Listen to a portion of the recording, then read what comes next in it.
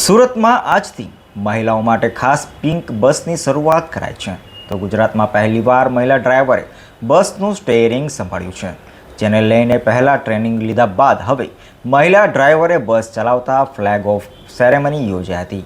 સુરત મહાનગરપાલિકાને 2 વર્ષ પછી બીઆરટીએસની પિંક બસમાં મહિલા પાયલોટ મળી છે. આ બસમાં મહિલાઓ જ મુસાફરી કરી શકે છે, પરંતુ એ માટે મહિલા પાયલોટ મળતી ન હતી. આખરે બસનું સંચાલન કરતી કંપનીને મહિલા બસ પાયલોટ મળી ગઈ છે. આ મહિલા બસ પાયલોટનું નામ નિશા શર્મા છે અને તે ઇન્દોરની રહેવાસી છે. 1 અઠવાડિયાથી સુરતમાં બસ પાયલોટિંગ તરીકે ટ્રેનિંગ લીધી હતી.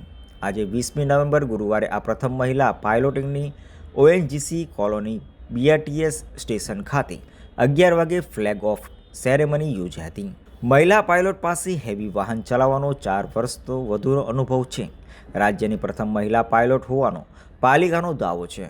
સુરત મહાનગરપાલિકા દ્વારા શહેરમાં મહિલા ઉત્થાન અને સ્વરોજગાર માટે આગળ વધે છે એ ઉદ્દેશ્યથી પિંક ઓટોનો પ્રારંભ કરાયો હતો. 1 વર્ષ પહેલાં શરૂ કરાયેલ આ ઓટો પ્રોજેક્ટમાં 47 મહિલાઓને રોજગારી મળી હતી. પહેલી મહિલા પાયલોટ મળ્યા બાદ હવે વધુ મહિલા પાયલોટ મળશે તો પિંક બસને ટ્રાન્સપોર્ટ કમિટી અધ્યક્ષ સુરત મહાનગરપાલિકા આજે શું પહેલ કરવા સુરત મહાનગરપાલિકા જઈ રહી છે? સુરત મહાનગરપાલિકાનું જે પરિવહન સમિતિ છે, સમિતિ દ્વારા સુરતની અંદર જે ટ્રાન્સપોર્ટ વિભાગ છે, આ ટ્રાન્સપોર્ટ વિભાગ સુરતના 13 રૂટ પર 450 ઇલેક્ટ્રિક બસ દોડાઈ રહી છે. 400 બસ આપણે સિટીમાં આપણે દોડાવતા હોય છે, પરંતુ છેલ્લા 20 મહિનાથી આપણે આ ઓએનજીસી થી સરદારના જકાત નાકા સુધી આપણે જે 12 મીટરની પિંક બસ દોડાતા હતા. આપણી પાસે આજ દિન સુધી પુરુષ ડ્રાઈવર હતો, પરંતુ આપણે મહિલા ડ્રાઈવર આપણને મળવા માટે આપણે બહુ કોશિશ કરી. અંતે આપણને ઇન્દોરથી આ નિશા શર્માજી કરીને આપણે ડ્રાઈવર મળ્યા છે.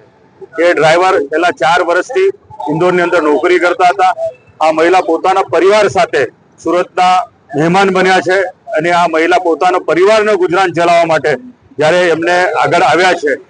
આ મહિલાને જોતા આવનારા દિવસોમાં હજુ પણ મહિલા પ્રેરિત થશે. સુરતની બીઆરટીએસ બસનું સ્ટીયરિંગ હવે એક એવી મહિલાના હાથમાં આવ્યું છે, તે માત્ર પોતાનું જ નહીં પરંતુ 2 બાળકોના ભવિષ્યનું પણ વહન કરી રહી છે.